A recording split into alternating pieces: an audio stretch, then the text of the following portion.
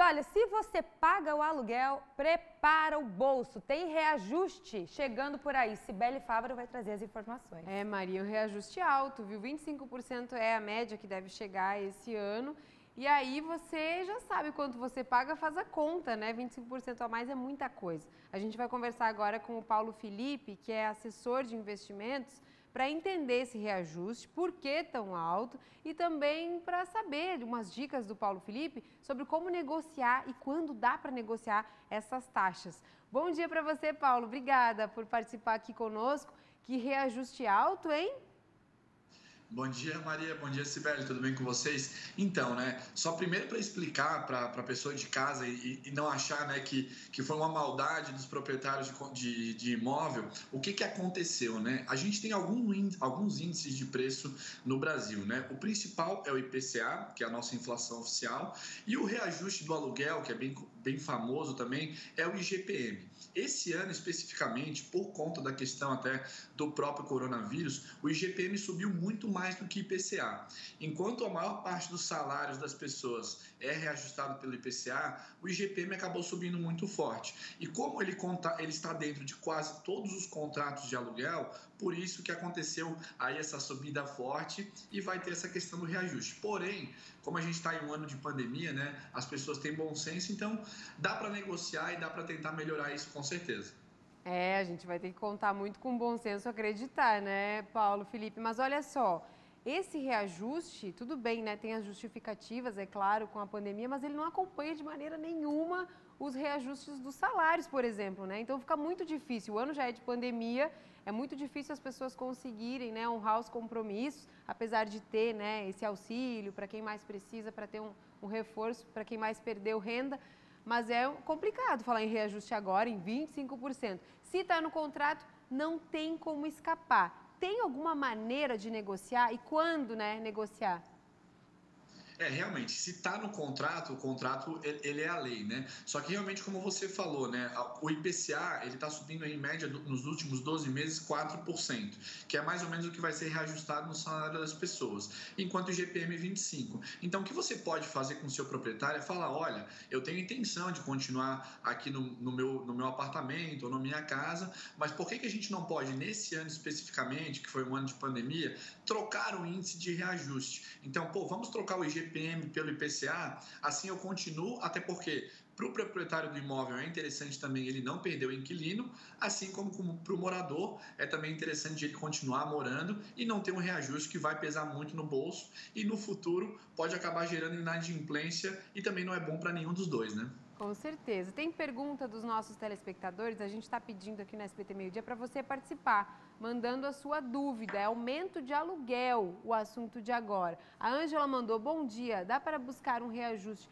que não seja tão alto? O Paulo Felipe estava falando sobre isso agora, né, Paulo? Que se tiver no contrato, aí tem que respeitar o contrato, mas vale aquela conversa direto com o proprietário para tentar negociar, né, apesar do contrato. Tem como fazer uma nova combinação?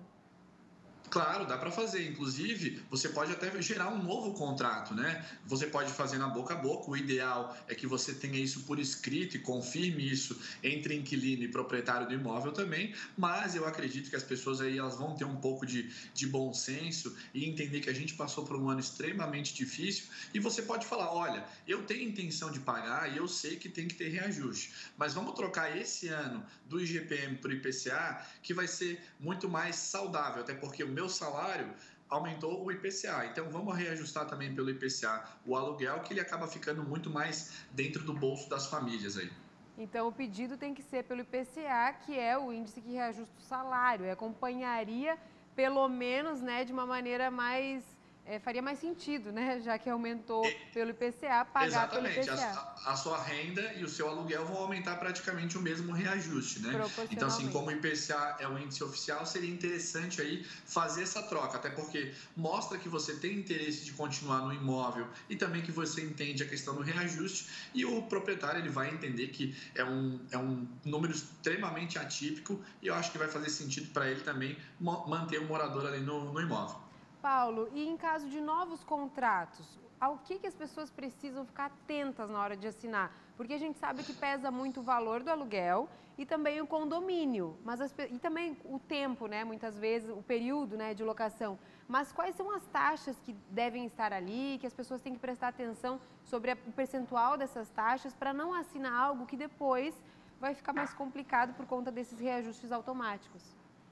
Exatamente. O que você tem que prestar muito atenção é, todo o contrato de aluguel ele vai ter um índice de reajuste. Então você tem que analisar qual que é esse índice e tentar negociar esse índice antes, né? O IGPM ele acaba sendo muito padrão e ele inclusive já é conhecido como o índice do aluguel. Mas dá para negociar com o proprietário antes e você falar daquilo que a gente comentou já. Olha, IPCA é o que reajusta a minha renda. Então vamos fazer o contrato pelo IPCA para não gerar nenhum tipo de problema futuro.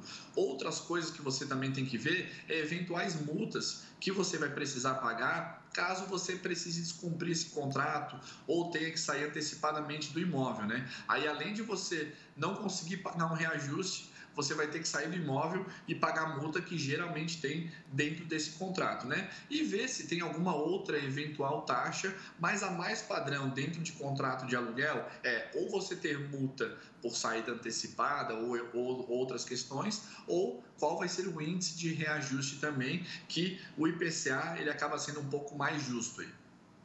Tem que tentar conversar, então, com o proprietário, com as imobiliárias, prestar atenção, pedir pelo IPCA, como diz o Paulo, vale a pena negociar antes, né, de assinar, porque depois fica mais difícil modificar, principalmente se o contrato é direto com a imobiliária, né, Paulo? Tem pergunta dos nossos telespectadores?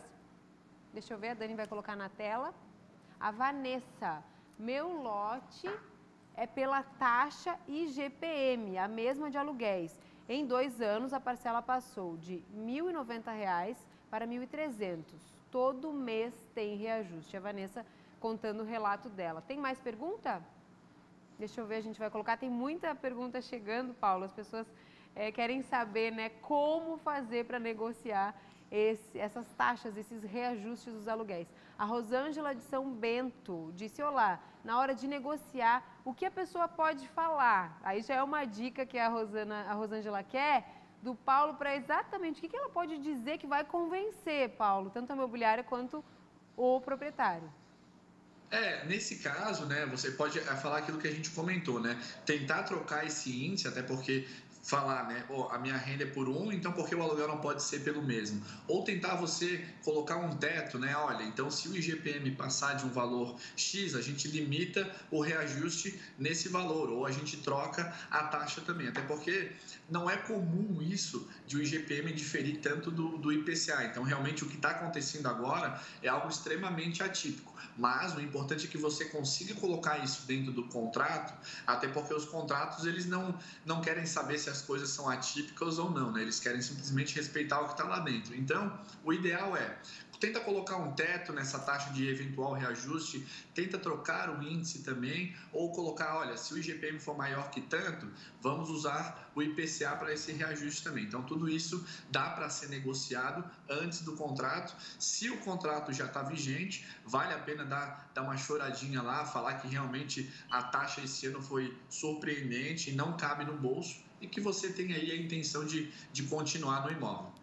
Com certeza, daí é bom para os dois lados. Tem mais perguntas chegando aqui para o Paulo Felipe sobre esse aumento no aluguel, é o Alfredo. Boa tarde, meninas. Antes de assinar um contrato de aluguel, o que levar em consideração pensando no reajuste lá na frente? O Paulo já vinha aqui enumerando, né, alguns detalhes, alguns pré-requisitos que as pessoas têm que prestar atenção no contrato. Tem algum outro cuidado que é necessário olhar, Paulo? Por exemplo, o condomínio também tem alteração?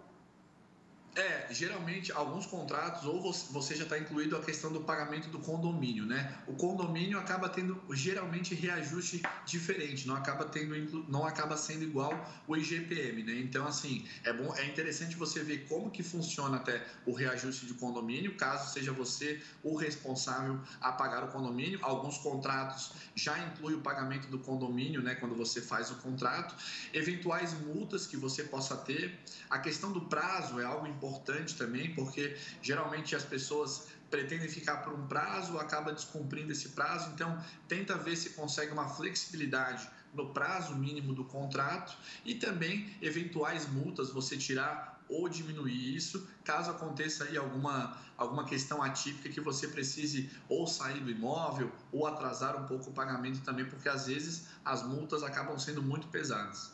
Boas dicas do Paulo Felipe para você, que tá sabendo já que o reajuste vai ser alto esse ano, vale a pena negociar, e também para quem está querendo alugar uma casa, um apartamento, né, Paulo? Já pegou a principal dica, que é tentar negociar pelo o índice que reajusta o seu salário, para ter ali uma compatibilidade na hora de acertar, e negociar muito essas multas por atraso, que muitas vezes aparecem como desconto se pagar até o dia do vencimento. Negociar o máximo que puder para evitar depois os sustos, as surpresas, né, Paulo? Exatamente, essa é a ideia, é negociar, né? E colocar essas coisas todas no contrato de forma simples e clara, para que não exista nenhum tipo de problema. Até porque quando a gente está assinando o contrato, geralmente é tudo tranquilo, tudo maravilhoso. Mas na hora que você se encerra, é que as coisas que estão lá dentro costumam ser discutidas, né? Então é bom deixar tudo bem claro, saber o prazo que você pretende ficar nesse imóvel, ver eventuais multas que possam ter ali dentro também, para que não tenha surpresas lá na frente quando você ou decidir trocar de imóvel ou precisar sair do imóvel também.